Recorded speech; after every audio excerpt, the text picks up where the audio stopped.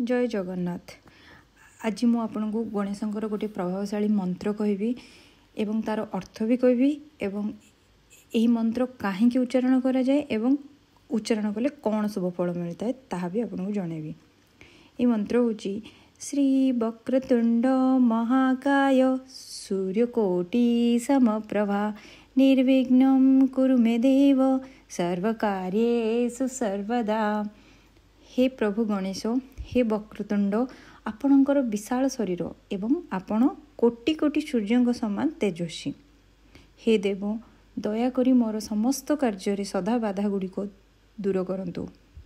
ये मंत्र कहीं उच्चारण करा जाए सफलता प्राप्त पाई, बाधा दूर पाई, बुद्धि और एकाग्रता पाई एवं यही मंत्र मन को शांत करिबारे मध्य सहाय्य करे और सकारात्मक शक्ति पाई मध्य यही मंत्र उच्चारण करा जाए।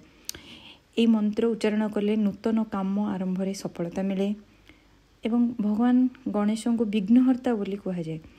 ये मंत्र बाधा दूर करिबारे सहाय्य करे। भगवान गणेश को ज्ञान एवं ज्ञान देवता भाव में विवेचना करा जाए। तेणु यही मंत्र को मन को शांत करिबारे एवं एकाग्रता बुद्धि करिबारे सहाय्य करे। ये मंत्र जप करने द्वारा आमर सकारात्मक शक्ति एवं आत्मविश्वास मध्य बढ़ी है।